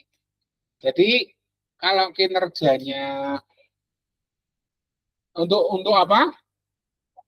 Proses machine learning itu biasanya gini. Data itu biasanya dibagi dua. Ya. Di training dulu, biasanya yang training katakan 80%, yang testing itu 20%. Ya. Nah, pertama itu untuk membuat modelnya yang sudah terlatih, itu pakai data training. Ya, pakai data training, kita pakai fitur-fitur yang dibutuhkan, yang kita anggap mempengaruhi variabel variabel targetnya untuk bisa memprediksi variabel targetnya. Sehingga nanti kan modelnya dapat, begitu modelnya udah dapat, bobot-bobotnya dan biasnya udah peroleh, kita coba pakai data testing. Data testing itu sebetulnya Y-nya sudah ada. Y sebenarnya sudah ada. Cuma kita pakai untuk menggunakan model yang sudah tercipta, yang sudah dibuat, untuk melihat hasilnya prediksi gimana dengan hasil data yang sudah kita punya. Idealnya kan ini bagus juga. Ini ketika dilatih sudah dapat bagus, ada data baru, harapannya ini dipakai data testing juga bagus. Tapi kebanyakan masalahnya ternyata enggak. Ini contohnya ketika ini, ya, contohnya ketika ini, ketika dicoba semua, itu jelek itu. RMSE-nya itu jadi turun, jadi lebih tinggi. RMSE kalau paling kecil kan yang paling ideal. Ini kok malah jadi gede. Begitu dicobakan ke testing. Wah, berarti ini enggak bagus ini kalau nyoba semuanya dipakai nih. 25 fitur dipakai enggak bisa ini, harus dipilih-pilih ini, gitu kan, intinya gitu. Nah, itu yang jadi masalah, sehingga para ahli lalu membuat alat bantu di otak-atik itu. Gimana ini ada masalah, ada kalau fiturnya terlalu banyak, itu jadi overfitting, ya. Untuk training bagus, tapi dicoba di testing nggak bagus, gitu. Wah, gimana? Makanya itulah lalu diciptakan ini benar-benar diolah ya, dicek beneran, diganti-ganti fiturnya. Ternyata memang kadang-kadang ada masalah juga antar fitur itu ada korelasi. Waduh, ini jadi masalah lagi. Yang banyak itu juga ada masalah. Kadang-kadang ada fitur yang yang nggak kepakai, kita nggak mempengaruhi variabel target kita gunakan untuk memprediksi, masih ditambah antar fitur pun kadang-kadang ada korelasinya nih, korelasinya lumayan gede nih, lebih dari setengah. Wah, ini masalah lagi nih, gitu. Sehingga para ahli lalu membuat alat bantu. Oh, ngotak-ngatik, gimana ya? Nah, banyak cara. Nah, cara yang Pak Surya ajarkan kemarin beliau itu ada 3 ya, beliau mengenalkan ada 3 itu di kuliahnya kita beberapa saat yang lalu. Itu ini, jadi tidak hanya nyari least square gitu, ditambah apa yang namanya regulation bilangnya ya, regulation. Nah, nih regulation. Kan? Ini ada juga cara lain ya. Ini cara yang tadi kalau Pak Sebastian Raska itu pakai robust regression. Ya, ada juga nanti regresi yang lain. Nanti kalau dengan Prof Didit ada mungkin regresi pohon keputusan atau regresi SVM ya. Nanti kita tunggu beliau aja. Ya. Nah, di sini ada yang regulasi. Nah, regulasi ternyata ada 3 macam. Ya, beliau kenalkan kalau normnya 1 itu nanti regresinya namanya regresi. Jadi yang di otak-atik itu fungsi loss function-nya. Loss function-nya itu ditambah suku dan dikasih parameter lagi. Jadi nanti kita akan melatih komputernya itu tidak hanya nyari bobot W, tapi juga nanti nyari lambda ini. Kalau lasso parameternya namanya lambda L. Kalau reach itu parameternya namanya dikasih simbol lambda R sama beliau. Itu bedanya hanya di norm dari bobotnya, ya, norm dari bobotnya. Itu ini dua ini diciptakan para ahli untuk menanggulangi kalau terlalu banyak. Ini kalau W-nya terlalu banyak, W-nya W itu kan bobot ya. Kalau bobot itu kan menunjukkan banyaknya banyaknya fitur. Kalau ini W-nya banyak sekali, itu harus kasih bobot yang 0 kalau bisa, sehingga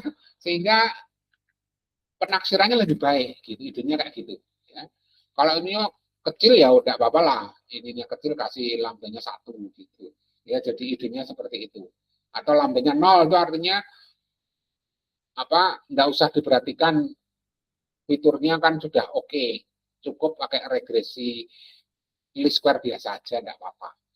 Tapi kalau mengganggu ya dikasih kayak setelan gitu, nyetel untuk jumlah fiturnya itu diatur biar tidak mengganggu RMSE-nya. Gitu. Ide umumnya seperti itu ya, intuisinya seperti itu ya. Kalau rumusnya ada sendiri, tapi saya tidak akan sharing di sini, terlalu berat ya, saya juga belum paham. Jadi ini untuk gambaran umum saja, kenapa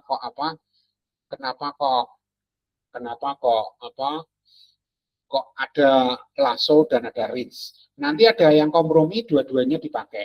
Jadi yang namanya elastic net tadi itu. Ya, jadi elastic net itu nanti kompromi untuk menangani data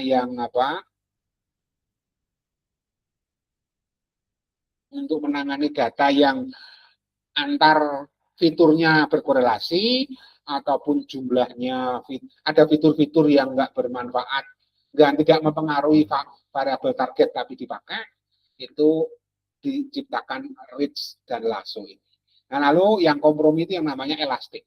Ya, elastic net itu yang ada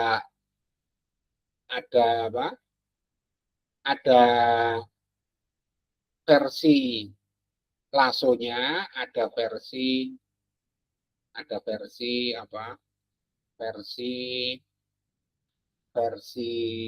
reach-nya. Oh ya, ini kalau beta itu vektor B1 sampai BP, ini diciptakan tahun 2005 ya. Jadi kalau beta itu vektor,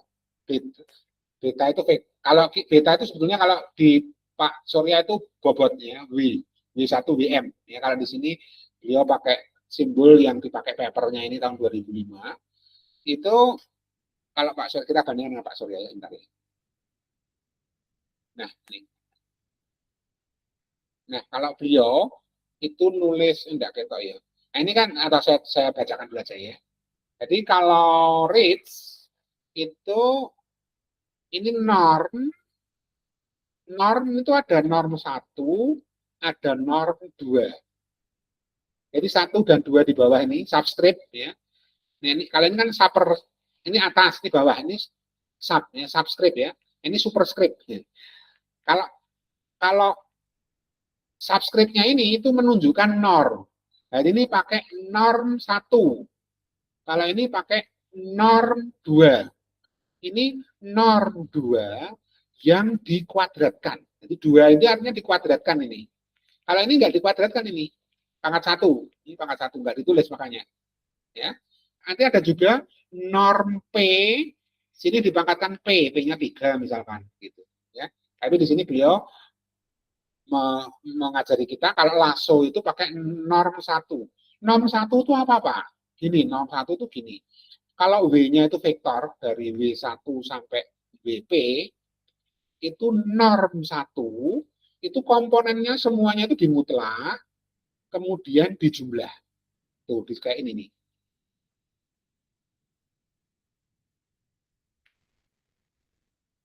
Nih, Ini adalah norm B1. Norm 1 dari B ini. Norm 1 dari vektor beta. Nah, ini kan komponen-komponennya difaktorkan, komponen-komponennya dimutlakkan, kemudian dijumlahkan. Contoh vektornya 1 min 2, 3. Ya. 1 min 2, 3.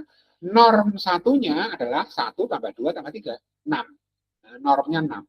Jadi tiap komponen dimutlakkan, kalau nilainya positif dan nilainya negatif dari positif, kemudian dijumlahkan. Itulah namanya norm 1, L1. Kalau L2 itu masing-masing dikuadratkan, kemudian dijumlah, kemudian diakar. Ya, jadi kalau norm 2 itu masing-masing dikuadratkan, komponen-komponennya ya, komponen-komponen vektor itu ya, kemudian dijumlah, kemudian dibagi di rata-rata, kemudian diakar. Makanya kalau nggak ada akarnya itu dikuadratkan. Jadi makanya ketika Pak Surya beliau menjelaskan ke kita ini ada kuadratnya. Ini artinya apa? Jumlah dari kuadrat komponen-komponennya dari W. Ya. Ini jumlah dari rata-rata ya, ada rata-ratanya. Ada sepernya ya. Iya. Ada sepernya. Ada sepernya enggak ya? Nah, kita cek lagi. Oh, enggak ada sepernya. Diulang ya, maaf saya salah ya. Diulang ya. Jadi kalau norm 1 itu komponen-komponennya dimutlakkan, kemudian dijumlah. Itu norm 1. Kalau norm 2 itu komponen-komponennya dikuadratkan, kemudian dijumlah, kemudian diakar. Jadi kalau akarnya mau tidak ada ya dikuadratkan. Jadi kembali ke sini ke PPT-nya Pak Surya. Jadi ini adalah komponen-komponen dari W dikuadratkan, kemudian dijumlah. Tidak ada akar di sini karena dikuadratkan. Kalau di sini komponen-komponen W itu dimutlakkan, kemudian dijumlah. Ya, jadi sekarang paham ya? Itu makna-makna dari apa? Makna-makna dari apa? Norm. Nah, norm 2 ini apa, Pak?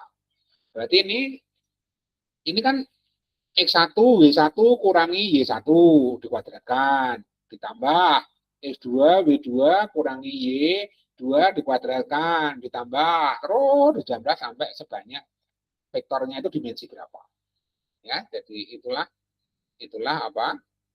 Itulah sekalian teman-teman sekarang tahu maknanya ya, tahu maknanya apa itu norm. Lalu apa itu ini ARG ini apa ini? Gitu ya. Itu gini. Tadi kita kan udah tahu bahwa kita itu mentraining komputer itu agar loss function-nya itu seminimal mungkin.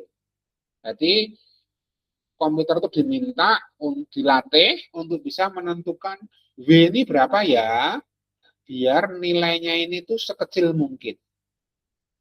Nah, nilai W yang membuat ini sekecil mungkin itu dikasih nama ARG.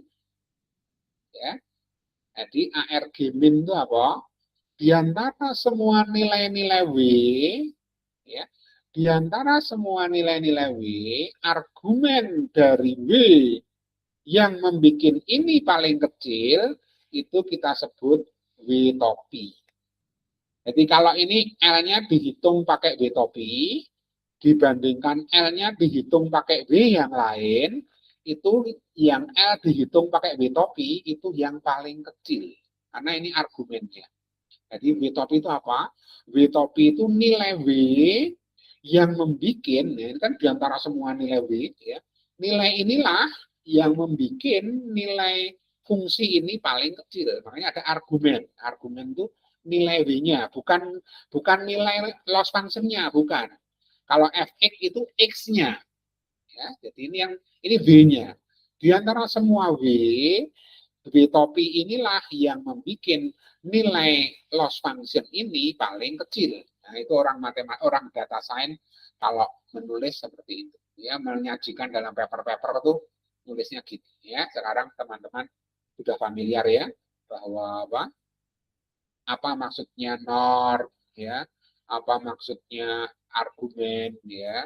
Saya kira ini membantu kalian nanti kalau memahami baca-baca artikel lebih dalam lagi.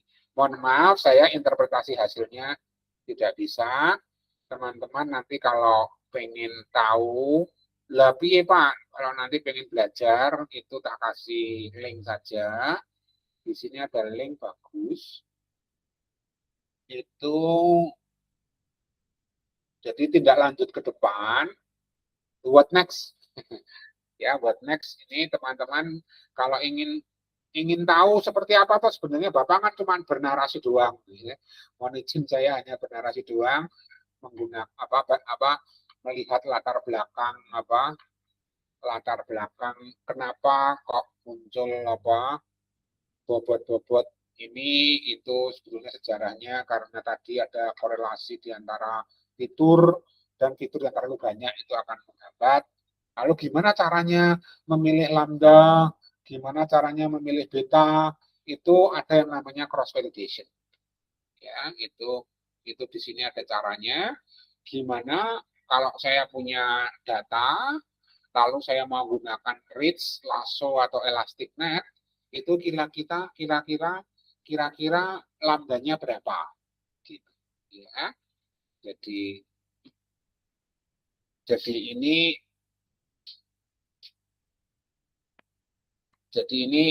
ini apa ringkasan dari regresi yang kita pelajari malam ini, yaitu kita punya 3 metode, reach, yaitu lasso, dan elastic net. Elastic net itu mengkompromikan reach dan lasso. Ada komponen reach-nya, ya ini normnya kan tadi ada kan normnya itu yang dilihat normnya tidak hanya norm 2-nya, tapi juga norm 1-nya. Ya.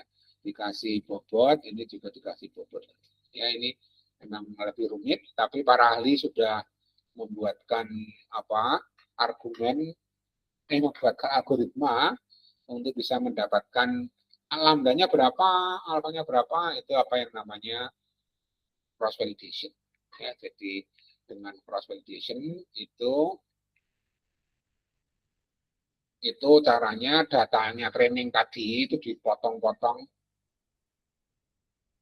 sebanyak 10. Nanti dilakukan 10 kali percobaan. Validasinya itu 10 kfold. Ya, kalau skaalanya 10 ya 10 volt. 10 lapis gitu ya. Diulang dari 10 itu nanti diambil lambda yang nilainya paling diambil nilai lambda yang rata-rata dari kinerja sebanyak 10 itu yang paling kecil. Itu idenya gitu. Kalau komputasinya kita sudah dibantu oleh oleh paket di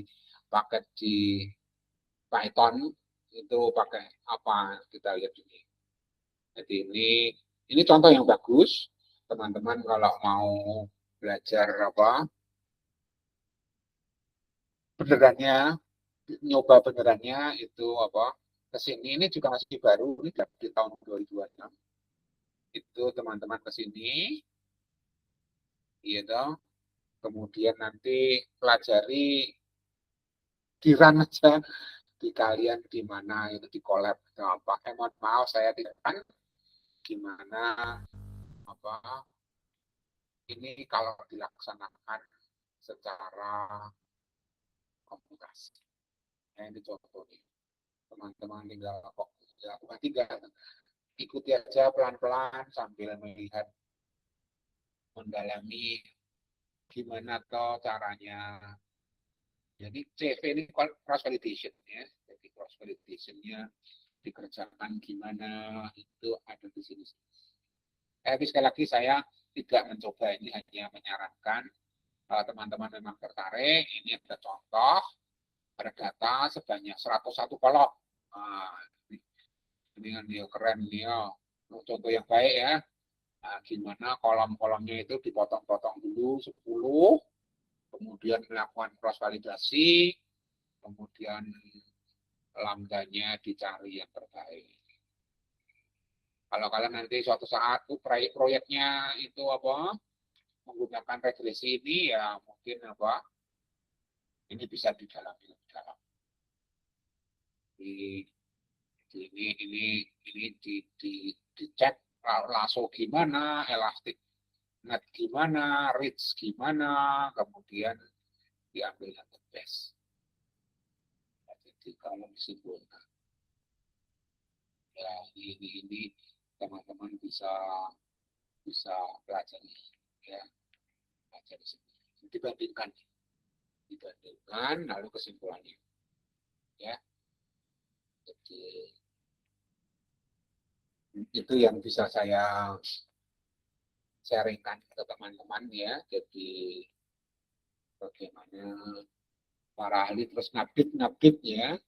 Ini bagus ya, dia mengambil bukunya pertama itu pakai R sama dia diubah jadi Python. Nah, ini buku-buku R semua ini buku R juga ini. Python mulai sini. Ya, baik. Ini kalau ini papernya nih, ini papernya gimana melakukan regulasi. Ya, jadi saya kira itu ya yang saya sharingkan sudah semua kelihatannya. Ini sama saja saya kira enggak perlu saya sharingkan bahwa regresi itu ada 3 ini.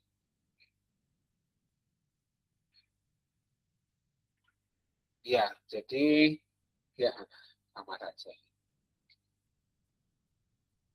Ya, jadi ini memang ada masalah kalau banyaknya fitur itu ditambah terus, itu testingnya kok jadi jelek. Ininya bagus loh, di training tuh bagus dia. Sempurna itu, overfitting ini ya. Overfitting. Parameternya memang gila. Jadi memang makanya dibutuhkan. Jadi banyaknya data juga penting ya. Banyak data kalau sedikit itu memang bikin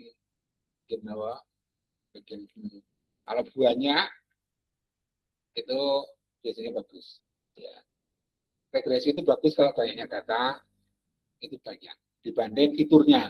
Tapi kalau datanya kebalik, datanya banyak fiturnya, itu malah puyeng dia.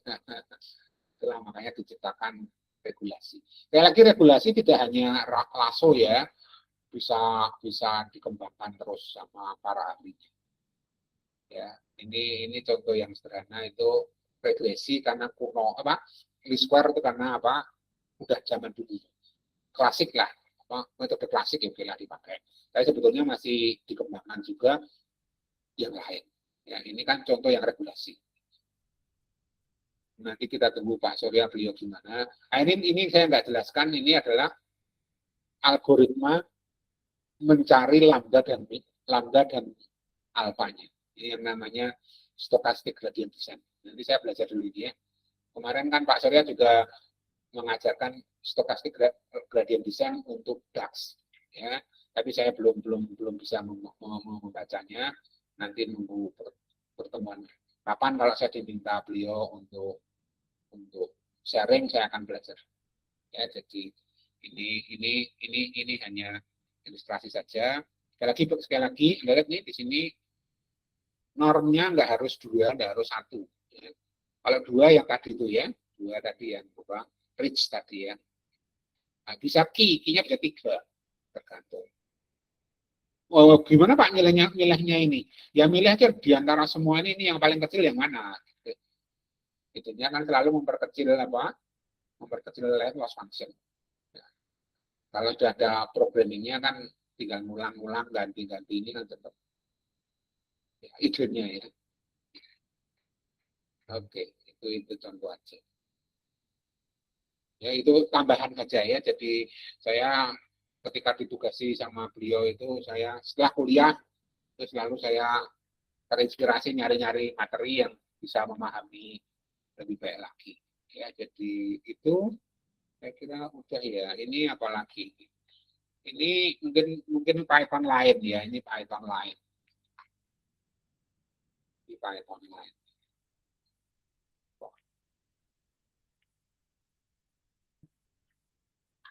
Python apa nih?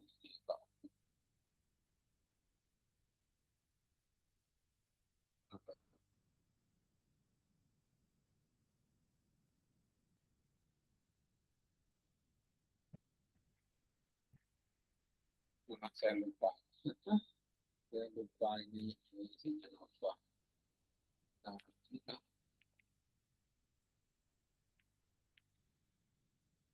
oh ini kalau kalian nanti butuh tidak hanya regresi ganda, regresi Ritz, ini ada lain.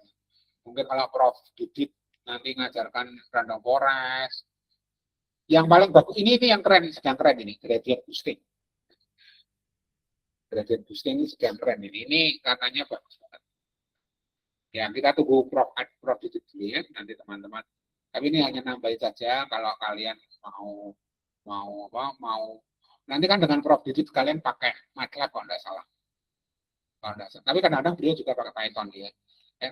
Kalau beliau pakai MATLAB, kalian pengen tahu pakai Python, nah bisa lihat baca ini. Oh, support vector mesin itu kayak gini. Oh, clusteringnya pakai Python tuh gini. Kalau dengan MATLAB kan beda lagi, ya. Kalian bisa ngecek ke sini. Ini kumpulan-kumpulan. Ini kan tadinya saya nyarinya yang apa? Yang untuk Ritz regression, tapi ternyata beliau ini banyak sekali buat yang lain-lain.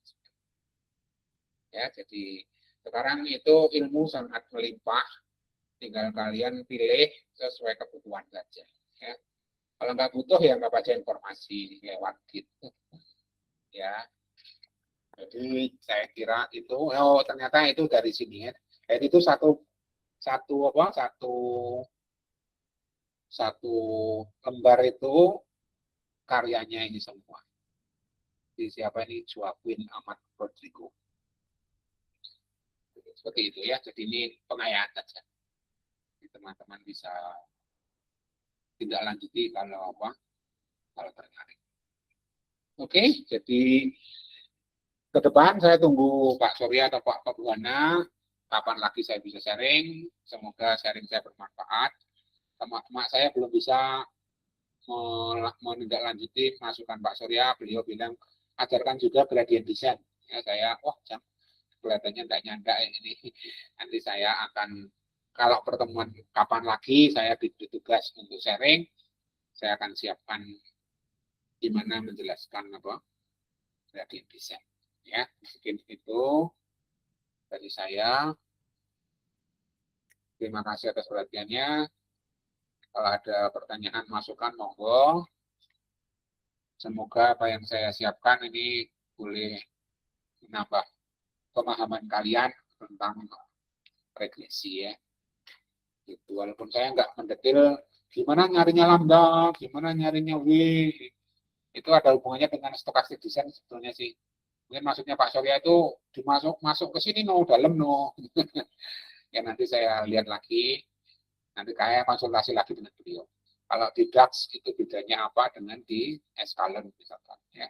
Nanti saya tanya beliau dulu dan nanti kita lihat lagi ya. Jadi saya kira dari saya itu yang sudah saya siapkan. Semoga bermanfaat. Terima kasih atas perhatiannya. Ada pertanyaan, Pak?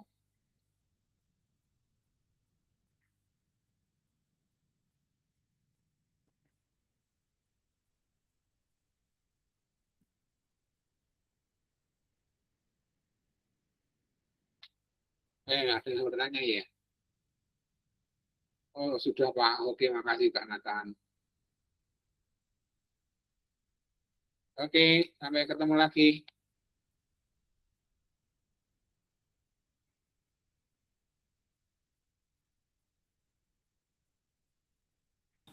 Baik Pak, terima kasih Pak. Yuk, semangat ya. Sampai ketemu lagi. Terima kasih Pak. Terima kasih Pak. Terima kasih Pak. Sama-sama. Selamat malam.